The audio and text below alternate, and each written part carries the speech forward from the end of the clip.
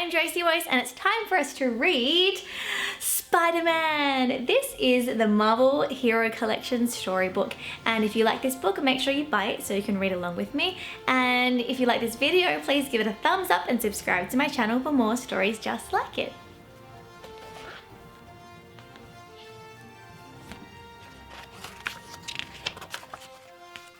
Peter Parker was just your average teenager from Queens, New York. He lived with his Aunt May and Uncle Ben and attended Midtown High. Peter was very studious and was considered one of the smartest kids in school. Unfortunately, his good grades didn't make him very popular with some of his classmates. Flash Thompson, the school bully, was regularly tormenting Peter. One day, Flash pushed him to the ground, and Peter's books scattered everywhere. School was tough for Peter, but he was happy at home. Aunt May and Uncle Ben loved Peter completely. One night over dinner, Peter told Aunt May and Uncle Ben that he might want to be a scientist someday. Uncle Ben told Peter that a career in science would give Peter great power. He reminded him that with great power comes great responsibility. Then one day, Peter's life changed while he was on a school trip to the science hall. He was excited to see real-life scientists at work. While Peter looked around at the exhibits, a spider passed through radioactive waves. Peter was so distracted, he didn't even see the radioactive spider head right towards him. Peter Parker would never be the same. At that moment, the radioactive spider bit Peter. He could never have imagined what an impact this one bite would have on his life. On his way home from the science hall, Peter discovered that he had a super strength and was able to stick to walls. Peter wanted to keep his identity a secret, so he stayed up all night creating a spider suit and mask. He even stitched a large spider on the front of it. Peter worked hard to figure out how to control his new powers.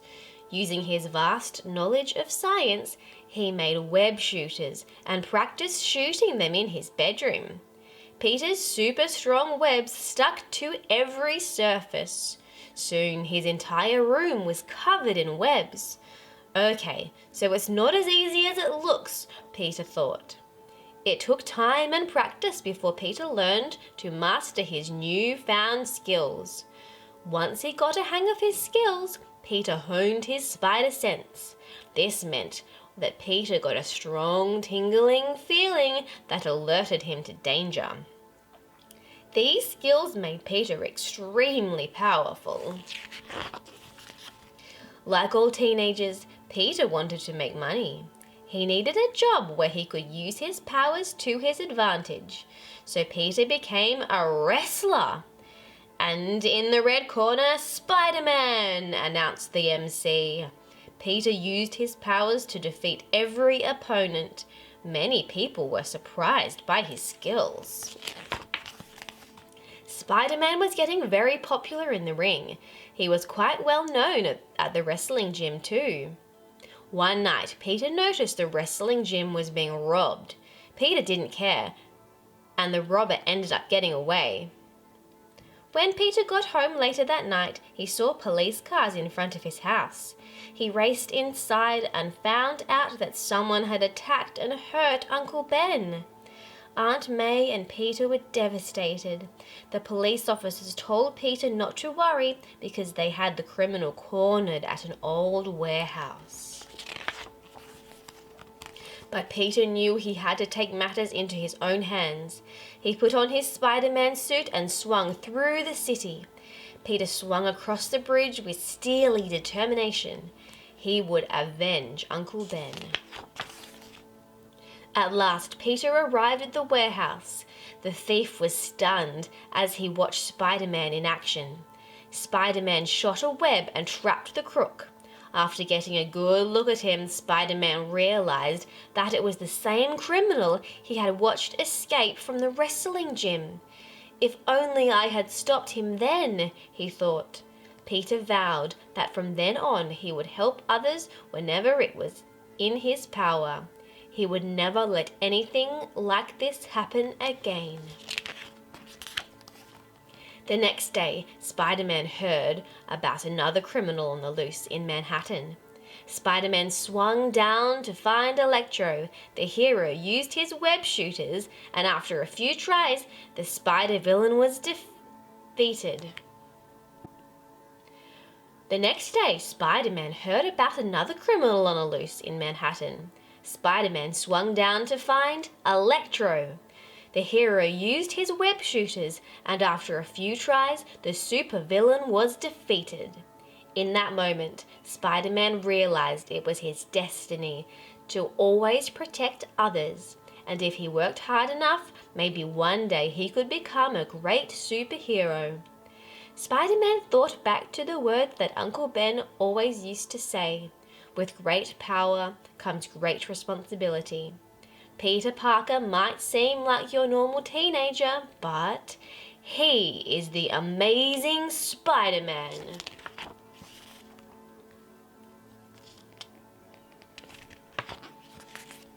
One sunny day, Spider-Man let out a large involuntary yawn as he swung upside down from a building looking for crime to fight. It's true he was called amazing, spectacular, and even sensational.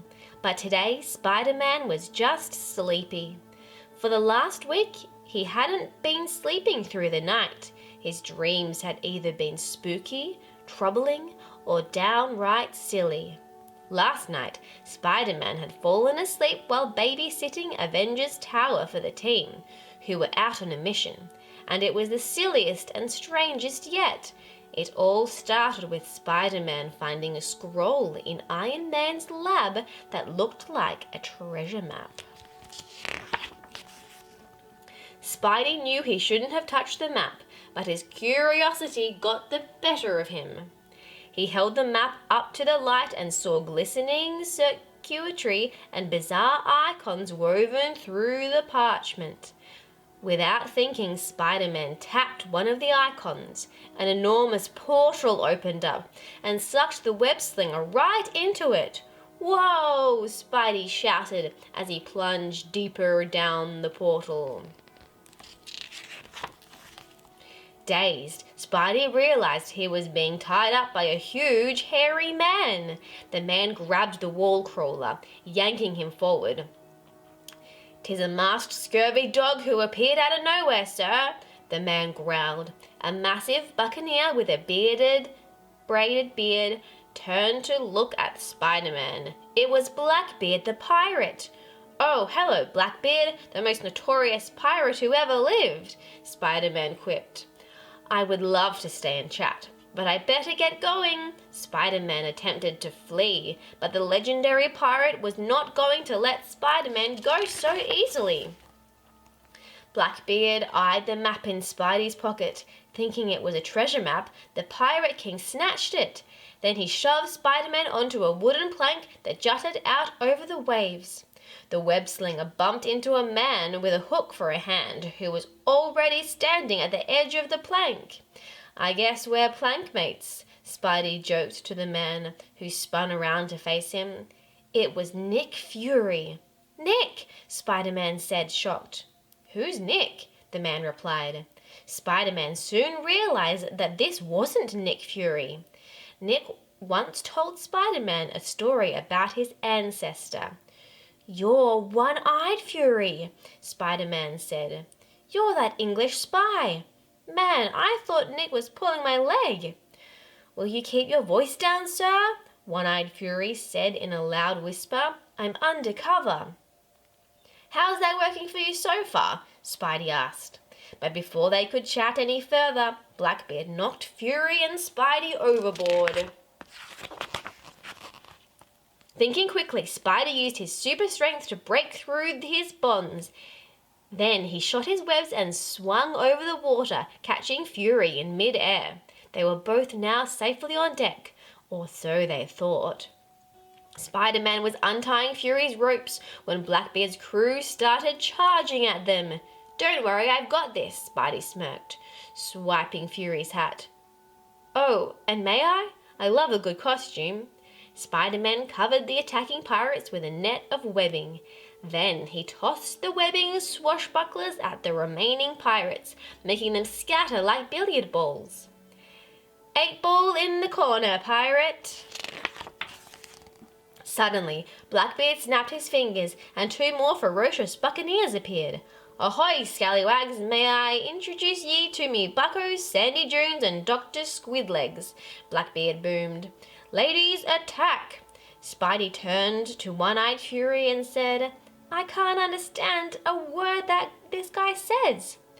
Dr. Squidlegs' mechanical tentacles hissed and clicked as they came down all around Spider-Man and One-Eyed Fury, while Sandy Dunes whipped up a huge sandstorm.